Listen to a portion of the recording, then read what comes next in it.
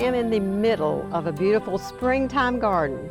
I see columbine, peonies, there's asters, bachelor buttons, and Angie Tonner is that gardener who absolutely has no fear of labor. Yeah, I love staying in my garden. Yeah. I just so enjoyable to me just working out in my garden. Yes. Yes. Well, and you've chosen a number of plants here. Do you just get them because you want to garden with them, or you like what you see? Yeah, if it's beautiful, flower is beautiful, and that is what I want to grow. And peony is one of them. It's my favorite because when they bloom, beautiful. But then after bloom's gone, the foliage is nice and green, and that's what I like about them. Yeah, and then there's a salvia that I personally like, the East Friesland there. Oh, okay. That is a good color to go with this, how it pops the pink. I know, and then you've got your work with topiaries. Yes. It's quite... Well, I'm trying to make it dark, but right now it's not quite there yet. Maybe a few years, maybe it look like a duck. Mama duck and papa duck and all those baby duck. Hopefully. Yes, and it's obvious that everything is well taken care of, and your secret for gardening is the use of your rock, isn't it? Yes, I love this rock because the rock, of course, never rots, and they keep moisture and also eliminate the weed. So it is, it's just really good. Without this rock, I couldn't have this big garden like I have now. In this section, you have larkspur, and you've got a secret to having them regerminate. What is it? Yes, I don't put any mulch or rock, or this is the bare dirt. So they throw a lots of seed in the fall, and I had to pull out so many babies and thin it out.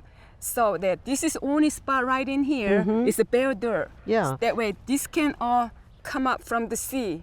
Yeah, and year after year, they throw a bunch of seeds. in here I love how you've put the color of the iris, that yellow iris over there, and then how it pulls the yellow center from this single peony here. That's just beautiful, and I just really learning to appreciate an iris here and an iris there to be a compliment to plants around it. Angie, as I walk through here and how you have propagated so many of these wonderful plants right here, your woodland flock, you divide all of that? Yes, all these woodland flocks came from one clump, and I have everywhere. Yes, and, an acre of it.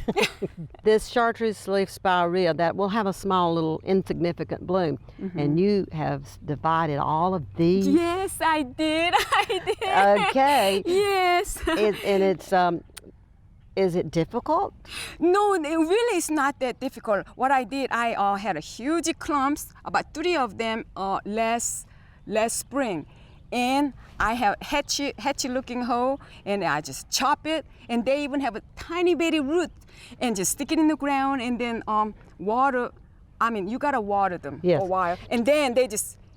I made it 70 of them last spring, and all this is all they were.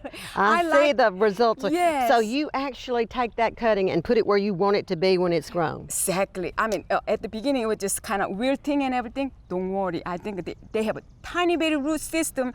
They're gonna make it. And next spring they become like this. Yeah. And wonderful. I like foliage, yellow foliage. That's what I like about them. You've got 2 different varieties of peony right here, the pom-pom kind. Okay. Those are beautiful. It's just amazing how many different peonies there are, but that red you wouldn't think would blend, but it does, and I think it does because you have the chartreuse.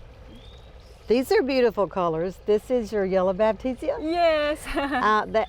Are they all the same as far as their blooming? Do they have larger blooms, or they're more upright, or are they pretty much all the same? Yeah, I think pretty much this one, I think a little smaller bloom than the other baptisia I have written up there. Now this white one have a little bit bigger bloom maybe. It does, and I love this little purple stem on that. Yeah.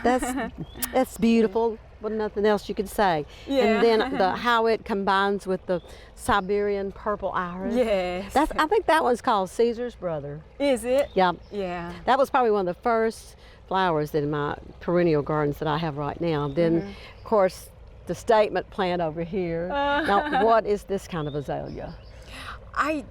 Excelberry. Okay. Yeah. They bloom first like a big ball, and they leafing out later. Right. And they didn't have that much leaf to mess up my rock garden. So I like this. Not as much. This is area. Low maintenance. Yeah. That's a good word for it. What do you do to have your monkey grass look so healthy? Actually, nothing basically. Yeah. It is just do nothing. And I know you did something that some people don't get done quickly enough. You cut off the old foliage before any of the new. Yes, springtime I just cut it all the old foliage off. That way the new foliage come and make it pretty. And you know what that does? It makes it clean and fresh without that show of that dark. And then all of this has a little bit of a shade here. Now, how old would you think that you have had? How long this has been in here? This is a sea green juniper, and probably about 15 years. Wow. Yeah, I just keep trimming like a little poodle ball. Yeah. And you do that in the fall? Yes, once a year in the fall. You've created a special horse over here, haven't you? Yes, I did. You are actually an equestrian, you ride. Yes. And you had a horse, and he's no longer with you, but he is in your garden, isn't he? Yes, love of my horse named Shadow, and he died a couple years ago, and I was heartbroken. And actually, that's not my horse. My friend of my friend's horse, but he let me ride. He said it's my horse. Anytime I want to ride, it's gonna be my horse. That's a but good anyway, thing. yes, and he died, and I was so heartbroken, and I thought, oh. That's supposed to be him. Well, he lives on in your heart. Yes. Now, everyone knows that there's beauty on the top of this ground, but underneath it, you had to have done something. Yes. How did you start? What did you do? Well, see, underneath this soil, we have a rocky and clay soil, which is, so we had to put, terrible. So we had to put so much topsoil in it. And then I put a fabric down, and then I put mulch down, the rock. Rocks, yes. Yeah, fabric, and then rock down, and then every time I plant it, I cut those fabric, and then I plant it, and they do pretty good. Well, I can say. Now, do you do any fertilization? No, I do annual, but most of all this perennial, I don't do nothing. Now, why is that? Because sometimes, to me, my experience, sometimes fertilize is backfire. On perennials? Yes, so that I just let Mother Nature taking care of it. Yeah. And well, I think that's good. And you know what I really like exactly is the fact that you had a blank slate.